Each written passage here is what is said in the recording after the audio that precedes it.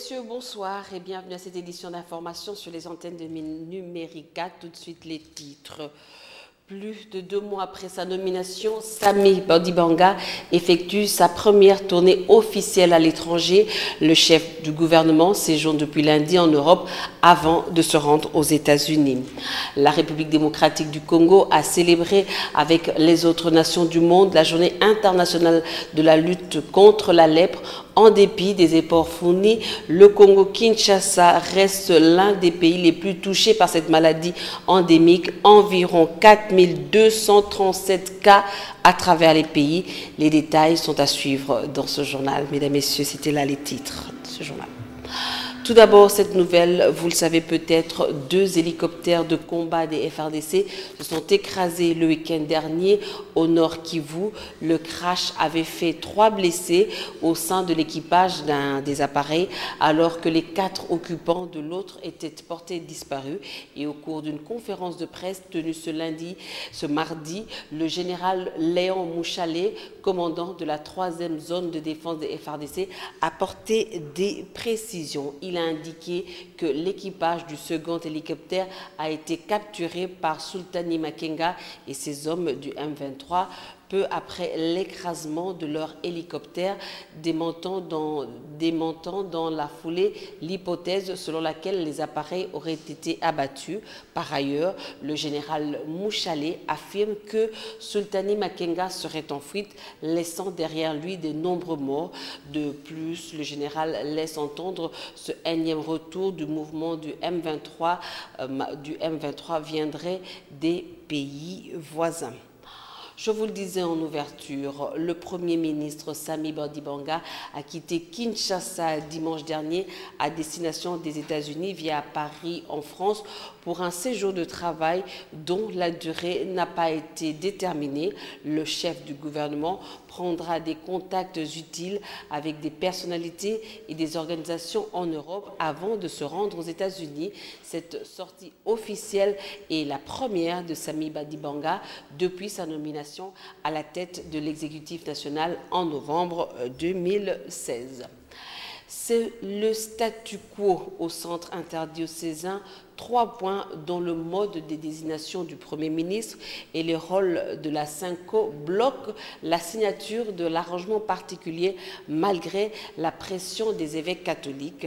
La majorité et le rassemblement sont au cœur du scénario, mais l'épiscopat congolais garde encore espoir de trouver un compromis et les dernières séances plénières étaient riches en rebondissements. Retour sur ces faits dans ce condensé rendu par Félix Ilunga.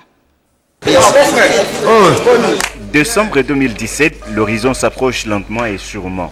Et l'ennemi le plus redoutable, c'est le temps. Les évêques en sont conscients et s'empressent, mais les politiciens, pas du tout apparemment. En annonçant la clôture des négociations sur l'arrangement particulier samedi dernier, la SENCO semblait n'avoir pas mesuré la gravité de la question ou des divergences. Vous n'avez pas reçu l'invitation pour demain, pour la signature. Donc, dans tous les cas, nous avons la cérémonie de signature demain à 16 h. Signature, je dis bien signature. Et qui dit signature dit clôture. Le statut même de la SENCO après ces pourparlers est un défi à relever. C'est tout à fait logique et normal que la SENCO puisse accompagner la mise en œuvre de cet accord. Il n'est pas question de mettre la SENCO de côté. Alors c'est pourquoi nous demandons à la majorité d'avoir cette bonne foi. Entre-temps, majorité et rassemblement se renvoient la balle. La discussion se clôture par un constat d'échec du fait de la volonté politique de la majorité présidentielle. La majorité présidentielle ne bloquera jamais ce processus. Pourtant, le pays mérite d'être sauvé. Nous continuons les négociations. On ne va pas s'arrêter pour mettre aux poubelles tout ce qu'on s'est attendu. Nous devons faire quelque chose pour l'avenir du pays. Mais les évêques croient encore à une solution, un peu comme un dernier miracle, encore possible. L'essentiel est fait. Il ne reste plus que 3 points et nous avons cette espérance que ces 3 points seront liquidés pendant ce temps que nous faisons ce voyage.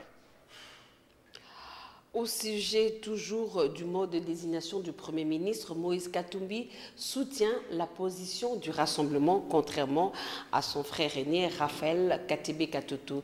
Dans un tweet repris par plusieurs médias, Moïse Katumbi a été catégorique. L'ancien gouverneur du Grand Katanga rappelle que l'accord de la Saint-Sylvestre ne parle pas d'une liste des candidats Premier ministre, mais d'un seul candidat.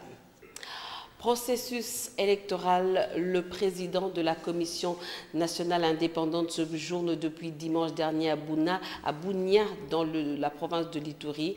Corneille Nangaa est allé superviser l'opération d'enrôlement. Hier lundi, c'était une journée marathon pour le président de la CENI. Il a entre autres animé conjointement avec le gouverneur de la province la réunion du comité provincial de sécurité. Aujourd'hui, il a visité quelques centres d'inscription. Les détails avec Rachel Kitsita. 3 points essentiels étaient inscrits à l'ordre du jour de la réunion du comité provincial de sécurité pilotée par le président de la CENI, Corneille Nangaa.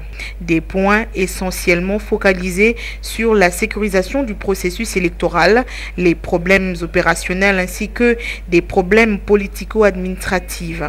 Après le mot de bienvenue du gouverneur de province Abdallah Penembaka, qui a soutenu l'opération, le patron de la CENI a remercié les autorités provinciales pour l'accueil et leur engagement au processus électoral. C'est l'occasion d'annoncer, bien entendu, qu'au courant de cette semaine, nous allons fêter le 10 millionième électeur inscrit. Au-delà de ça, il fallait faire une supervision en Ituri et préparer le lancement de l'opération, bien entendu, dans le reste des provinces. Je me trouve aujourd'hui en Ituri, où nous avons tenu effectivement une réunion du comité provincial de sécurité, mais nous venons aussi de tenir un cadre de concertation avec un seul maître mot: mobilisation tout azimut pour que nous atteignions les statistiques voulues. En Ituri, nous devons atteindre normalement plus de 2,3 millions d'électeurs. L'opération qui se passe simultanément dans 12 provinces de la première et deuxième ère opérationnelle sera intensifiée dans les jours à venir dans les autres provinces. C'est le président de la CENI qui l'a annoncé ce mardi lors de la visite de centre d'inscription à Bunia dans la province de l'Ituri. Corneille Nangaa a visité ce matin plus de 4 centres d'inscription. C'est une preuve que l'opération se déroule normalement et nous allons bientôt avoir le fichier compris de notre planification. Le président de la CENI a sensibilisé le personnel sur le bien fondé de cette opération et surtout sur la mobilisation tous azimuts de la révision du fichier électoral. Les élus nationaux de Bunia qui ont accompagné le président de la CENI dans cette visite veulent voir le nombre de sièges accroître dans la circonscription de Bunia. Ils promettent à leur tour de sensibiliser la population pour un enrôlement massif de la population. En éducation, la vente des syllabus dans les établissements universitaires est désormais soumise à une réglementation. Dans une circulaire du 28 janvier, le ministre de l'Enseignement supérieur et universitaire, Steve Mbikai, fixe les prix des syllabus entre 5 et 15 $ américains selon le volume du document et les volumes horaires des cours. Si bon nombre de professeurs trouvent aucun inconvénient en cette démarche, certains autres sont d'avis que cela dépend aussi du droit de chaque auteur. Images et commentaires à suivre dans nos prochaines éditions d'information. Et l'IFASIC dispose désormais pour tous ses programmes d'un nouvel outil informatique à 100% numérisé. Le lancement de ce nouveau système qui vise la modernisation de cet établissement a eu lieu cet après-midi. Témoins de l'événement, Élisée Manfou et Serge Mitelesi. Informations et autres services fournis par l'IFASIC, désormais numérisés. L'innovation numérique au sein de l'Institut facultaire des sciences de l'information et de la communication facilitera entre autres l'identification du personnel académique, des étudiants, facilitera également l'inscription à distance, l'accès facile à l'annuaire statistique ainsi que certaines données scientifiques. C'est une numérisation, comme vous l'avez vu, totale. C'est-à-dire on va informatiser tous les services ici, de sorte à ce que nous puissions résoudre la plupart des problèmes que nous avons ici, notamment des données qui se perdent, etc. La grande innovation aussi, c'est qu'il y a cette numérisation totale des services s'accompagne de la numérisation d'un site web, un site internet. Et ce site-là, vous l'avez vu, est un site avec énormément de possibilités d'interactivité. Ça nous permet d'abord de mettre l'IFASIC sur l'orbite nationale et internationale. Maintenant, on n'aura plus besoin d'écrire à l'IFASIC pour savoir qu'est-ce que c'est que cet institut-là. Il suffira de rentrer sur son site pour savoir pour avoir tous les renseignements qu'on peut avoir sur l'IFASIC. Ça nous permet. L'accès sur la toile est une façon de contribuer à la visibilité de l'IFASIC et de lui permettre d'échanger avec d'autres instituts supérieurs et universitaires du monde. Pratiquement, ça signifie qu'on ne va pas seulement enrôler les étudiants comme on les fait ailleurs en leur offrant des cartes, mais la carte ce sera un produit. Mais derrière notre carte, il y aura plusieurs services d'accès aux services universitaires, tous les services, la bibliothèque en ligne, l'accès à ces résultats en ligne, l'accès à l'espace d'échange des blogs en ligne et puis peut-être même l'accès à d'autres services comme le contact avec les universités d'ailleurs qui sont en partenariat avec votre université et finalement l'obtention parfois des bourses aussi au niveau international. La cérémonie du lancement de la numérisation de tous les services de l'IFASIC s'est clôturée par la signature du livret d'or. Célébration ce mardi 31 janvier de la journée internationale de la lèpre. Au niveau national, le thème retenu pour cette année est vers une république démocratique du Congo sans lèpre, avec 0 cas de lèpre, 0 cas de l'incapacité due à la lèpre et 0 stigmatisation ou discrimination. Pour votre gouvernement, la République démocratique du Congo reste le pays le plus touché en Afrique avec environ 4000 cas de lèpre selon le programme national d'élimination de la lèpre. Les détails dans ce commentaire de Ange Makadi. La lèpre est une maladie ancienne présente dès les premiers temps de l'humanité. Contrairement à ce que beaucoup pensent, la lèpre n'a pas disparu. Selon les programmes nationaux pour l'élimination de la lèpre, la République démocratique du Congo compte environ 4000 cas de lèpre. Elle est donc le premier pays d'Afrique le plus touché et le 4e après l'Inde, le Brésil et l'Indonésie dans le monde. À Kinshasa, la situation est sous contrôle. Mais au niveau des provinces, les inquiétudes persistent. La lèpre n'est pas très contagieuse. 95% des personnes sont immunisées naturellement. Son mode de transmission n'est pas bien connu, mais elle se transmet par des micro-gouttelettes, d'éternuements, salive, lors des contacts fréquents avec des personnes infectées et non traitées. Elle n'est pas héréditaire et ne se transmet pas par les touchés. L'endémie rend insensible à la douleur et conduit à la perte totale des membres. La peste débute généralement avec des taches sur la peau. Ces dernières années, avec les traitements préconisés par l'OMS depuis 1981, la lutte contre la lèpre a produit des résultats encourageants. Mais la bataille n'est pas encore gagnée. Rendons-nous à présent au pays de l'oncle Sam avec cette question. Les États-Unis seront-ils bientôt fermés au reste du monde? C'est la crainte exprimée par une certaine opinion après le décret anti-immigration signé le week-end dernier par le président Donald Trump.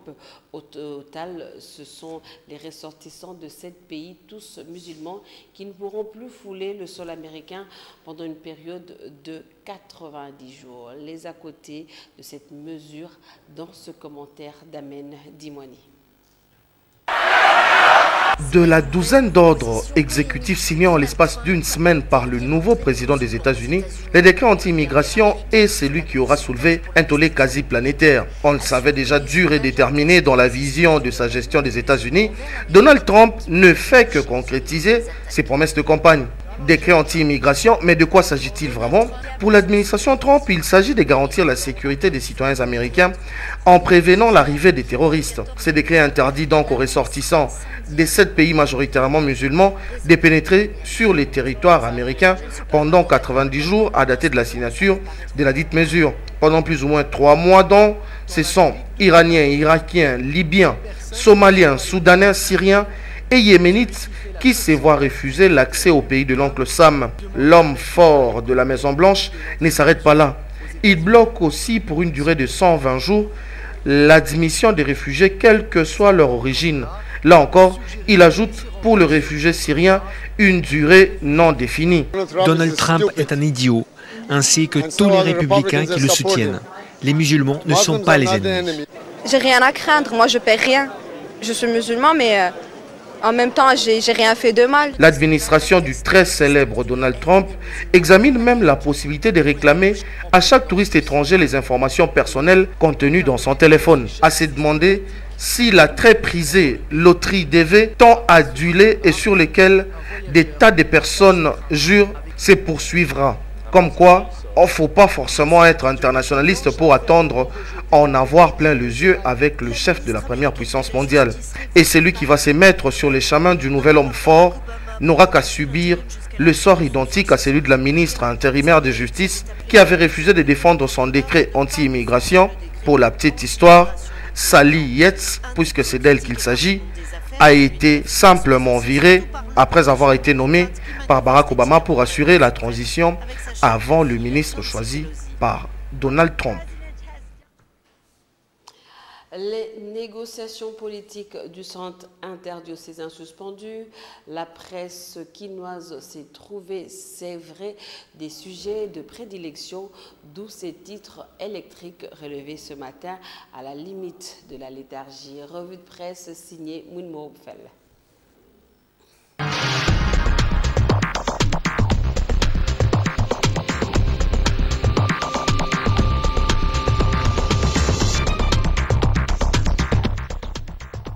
Forum des As pose la question souvent éludée dans l'opinion, celle de la laïcité de l'État telle que consacrée par l'article 1er de la Constitution et tout naturellement la présence des évêques dans les institutions de la transition souhaitée par une frange de l'opposition divise profondément les analystes. Autrement dit, il n'existe pas de religion d'État, moralité. Tout Congolais est libre de pratiquer la religion de son choix et partant de cette liberté garantie, toutes les religions se valent. Par conséquent aussi, toutes les confessions religieuses ont droit à un traitement égal de l'État, ce dernier devant les placer sur le même pied.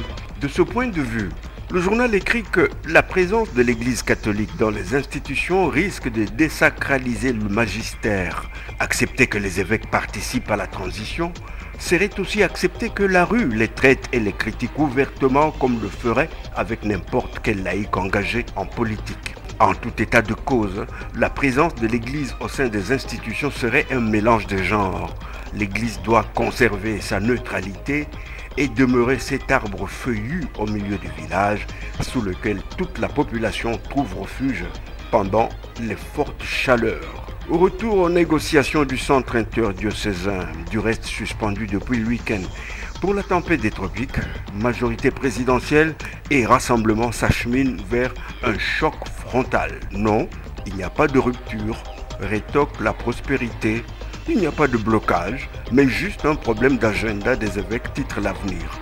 Citant le président de l'Assemblée nationale et secrétaire général de la majorité présidentielle, Obé Minakou.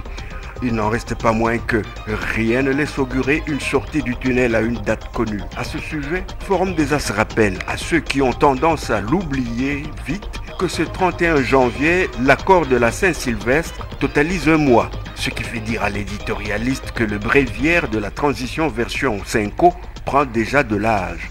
Il reste juste 11 mois. Cependant, il y a un hic. c'est que le compromis du centre interdiocésain vient de délester de 30 jours sans le moindre début d'entame de la régulation de la transition. Et à en juger par la guerre des clochers ou de chapelles en cours, et ici les évêques apprécieront l'expression, il n'est pas sûr que février voit l'accord entrer véritablement en vigueur, à moins d'un miracle divin. Retour au timing, comme février ne compte que 28 jours, ce sera vite passé et mars pointera son nez. Notre accord aura déjà bousillé 2 mois sans devenir effectif. L'horizon de décembre 2017 ne fera que se rapprocher sans que des avancées significatives n'aient été enregistrées. Enfin, pas besoin d'être un crack dans les questions électorales pour comprendre que l'organisation des élections en déant une année est impossible. L'approche démagogie des bons sentiments, entre guillemets, pousse souvent la classe politique à des effets d'annonce pour la consommation intérieure et juste pour plaire à la rue.